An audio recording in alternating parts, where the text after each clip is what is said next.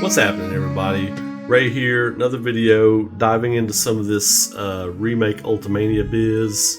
A lot of you all have been asking me in live streams, and we've talked about it. We've talked about it a lot, about, you know, the whispers, and everybody's asked what my opinion is on the whispers and that kind of thing.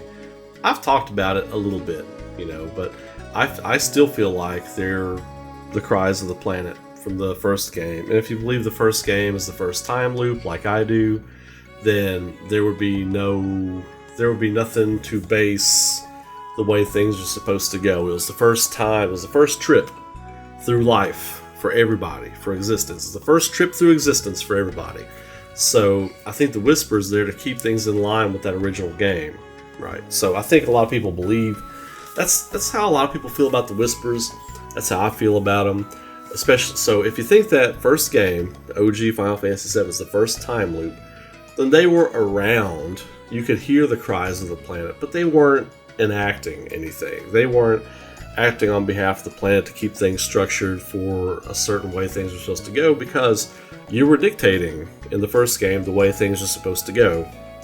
So, not to get too crazy, too big brain on that theory, we'll drop that another time. But basically, the Whispers getting evolved in Remake, if you feel like, whatever spectrum you fall in, if you feel like this is a new time loop, if you feel like there's multiple timelines, or whatever's going on, you know, it's based on the premise that the Whispers are trying to keep things in line with the OG timeline, the prime line. Basically, that's why I like to call it the prime line for Final Fantasy VII. They are doing their job, and it would make sense that they weren't in the original game and would be in the new stories. Anyway, moving on into what the Ultimania translation stuff said about the Whispers. They offered more clarity on the Whispers, and a lot of it, I've seen a lot of people talk about, you know, it was what they thought or it wasn't what they thought. It's kind of in line with what I thought. So they can be seen by those who can change the world. That was what they talked about in the Ultimania translations. The really cool thing about that is, you know, the people that can see the Whispers have the ability to change the world. But I believe there's a catalyst, right? So Rufus couldn't see. Rufus absolutely has the ability to change the world. Rufus Shinra does, because he is the head of Shinra now. He absolutely has the ability to change the world. But he couldn't see them without the catalyst of Cloud Strife, right? So they do confirm that the reason Rufus Shinra can see the Whispers is because Cloud Strife, his battle with Cloud, and they were present during that battle. So that's why he can see them. But the first game is the first time loop, so we talked about that. That would explain why you can only they can only be heard and not seen in the first game. They're observing in the first game. They're kind of observing, taking notes, downloading information, you know, basically creating that first time loop. So, my opinion on the Whispers, I'm cool with it. It's just a new element to the story. And if we go by how things played out by the end of the game, then the only way they're going to be present moving forward is if there's some sort of extension of Sephiroth's will. Like if Sephiroth sends them as an extension of himself. Because we've already seen that the Whispers can be physically manipulated into a body for Sephiroth. That's what you fight at the end of the game, because you free his soul from the cage, from the prison. That's his soul you're freeing.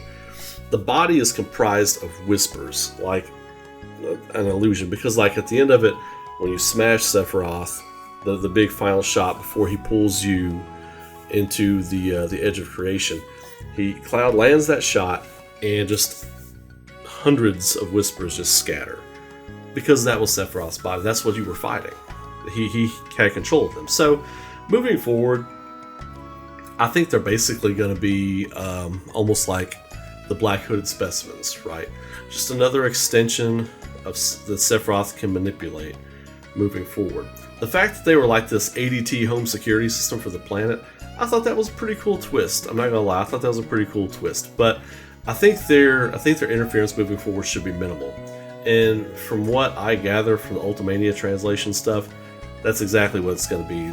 Their interference moving forward is going to be minimal at best, if nothing at all. Which I think that would be fantastic if there was nothing. You know, if they weren't seen again, that'd be fine with me.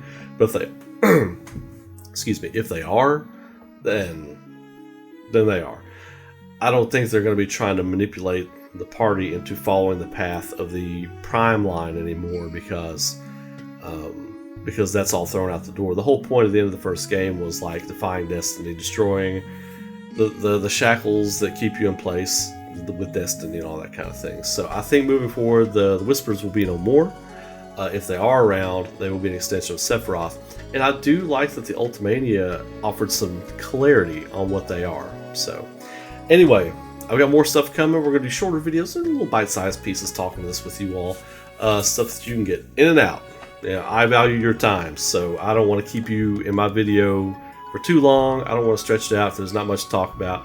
We're going to get in and out. So hope you all like the new format. I hope you all like the new stuff. Business up here, business down here. Consider becoming a YouTube and Patreon member so you can get free goodies, free art, stuff like me, and like this Zelda shirt that I created. This is one of my creations. You can also buy that on raykaufman.com. You can get this shirt on Ray. It's called The Dark World. You can get that on raykaufman.com. But anyway, y'all have a great night. Be safe. Be good to each other. Stay safe out there. Of course, that's so important. And keep rocking. I will see you all in the next video.